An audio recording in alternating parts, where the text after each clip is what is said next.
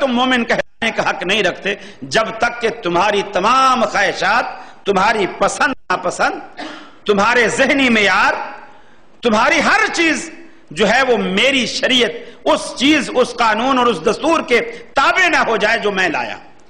حتیٰ یکون ہواہ تابعا لما جئت بہ، جو شریعت اور جو دستور، جو نظام حیات میں لے کر آیا ہوں کتاب و سنت کی شکل میں، جب تک کہ تمہارے تمام تر خیالات، تصورات اس کے تابع نہیں ہو جاتے، اس وقت تک تم مومن کہلانے کا حق ہی نہیں رکھتے.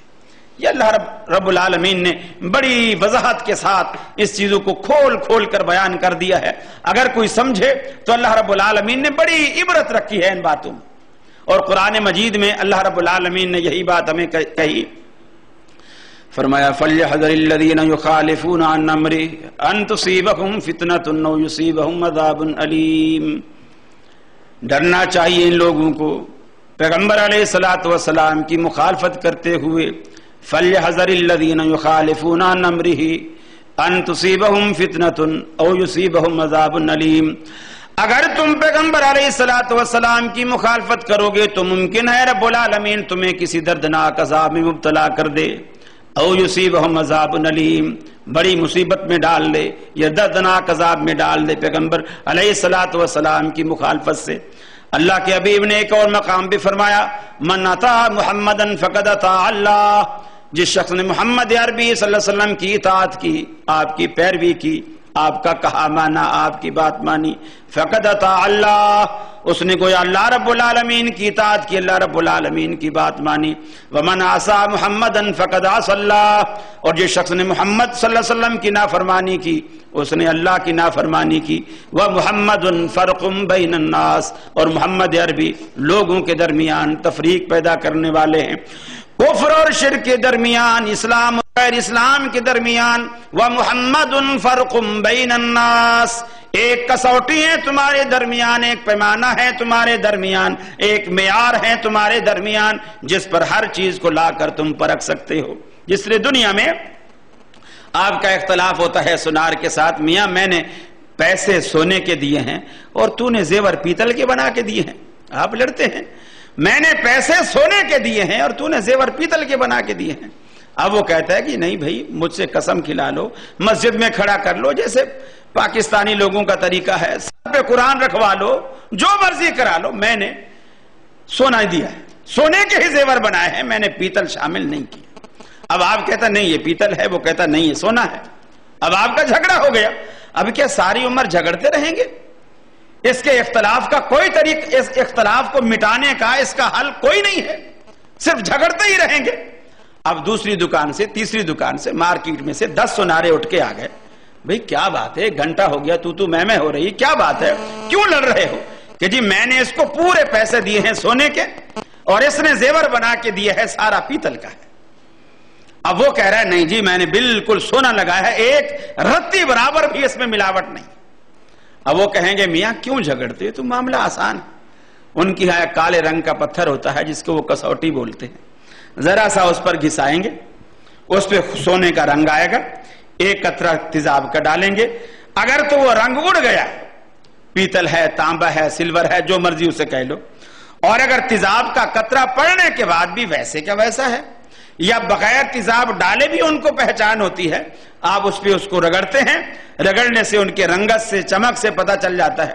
کسوٹی سے رگڑنے سے پتہ چل گیا کہ جی یہ معاملہ صحیح ہے یا غلط ہے. بتا دیں گے بھائی آپ غلط جھگڑ رہے ہو، اس نے زیور جو ہے صحیح بنایا ہے. اور اگر پتہ چل گیا تو بتائیں گے بھی بالکل دکاندار کا قصور ہے، اس میں تو 100% ملاوٹ ہے. اختلاف مٹ گیا.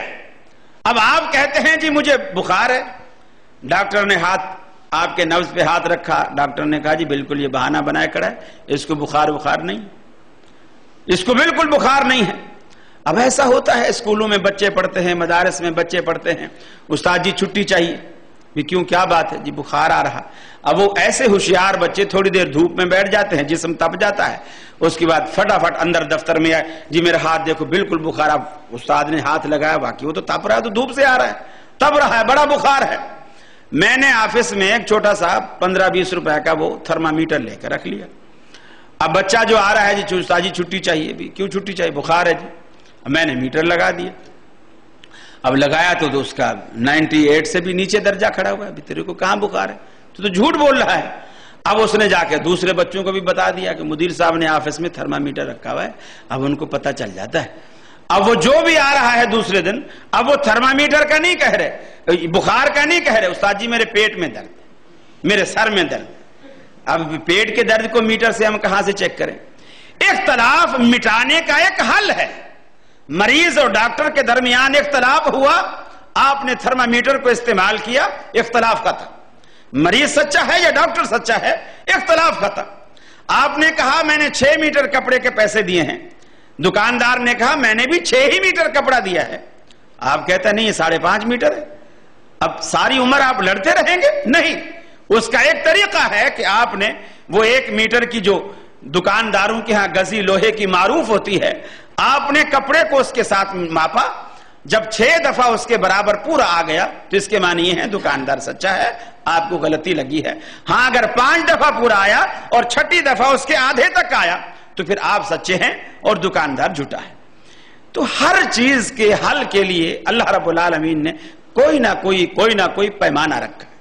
تو کیا دین جس پر ہماری دنیا ہماری آخرت کا دار و مدار ہے, اس کے لیے اللہ نے کوئی پیمانہ نہیں رکھا کہ ہم ساری عمر اختلافات کی دلدل میں لڑتے رہیں, جھگڑتے رہیں اور دنیا کو یہ باور کرائیں کہ اختلاف امتی رحمتن, کہ رسول اللہ صلی اللہ علیہ وسلم نے فرمایا ہے میری امت کا اختلاف رحمت ہے.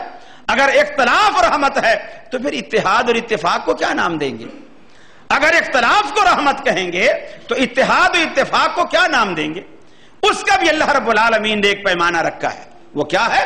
وَمُحَمَّدٌ فَرْقٌ بَيْنَ النَّاسِ لَقَدْ كَانَ لَكُمْ فِي رَسُولِ اللَّهِ أُسْوَةٌ حَسَنَةٌ مَا آتَاكُمُ الرَّسُولُ فَخُذُوهُ وَمَا نَهَاكُمْ عَنْهُ فَانْتَهُوا.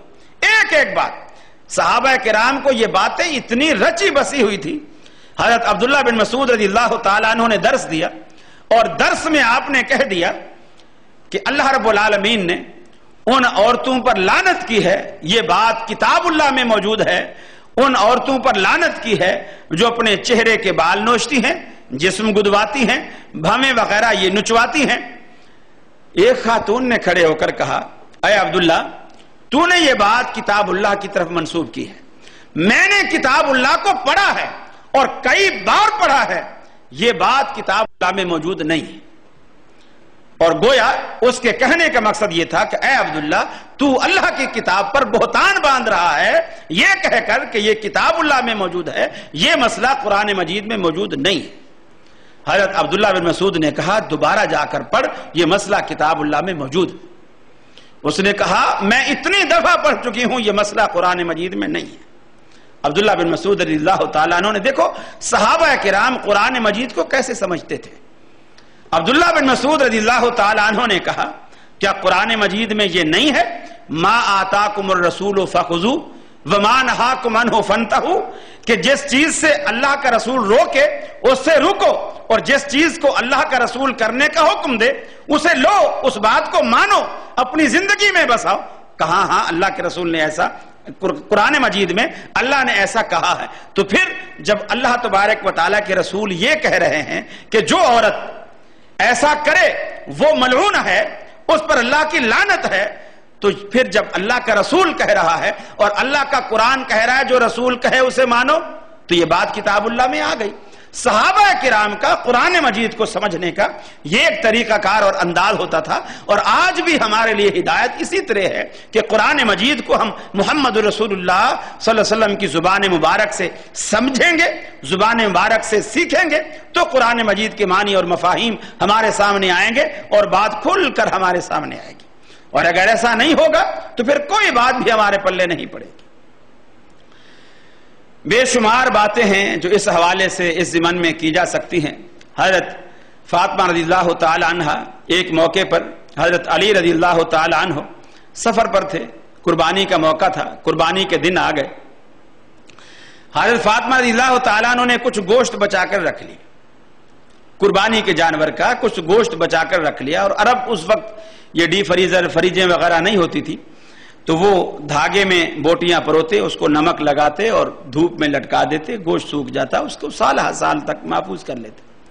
چونکہ رسول اللہ صلی اللہ علیہ وسلم کا حکم بھی جب یہ آیا کہ کلو وتصدقوا وادخروا کہ اس کو کھاؤ بھی، صدقہ بھی کرو، ذخیرہ بھی کرو، تو صحابہ کہتے ہیں ہم قربانی کے گوشت کو سکھاتے تھے، پھر سال ہر سال اگلے سال قربانی آنے تک پھر ہم اسی کو کھاتے رہتے تھے، سکھا کے رکھ دیا۔ حضرت علی 6 مہینے کے سفر پر واپس آئے، 6 مہینے بعد جب واپس آئے تو حضرت فاطمہ رضی اللہ تعالیٰ عنہ نے محبت سے وہ گوشت تھوڑا نکالا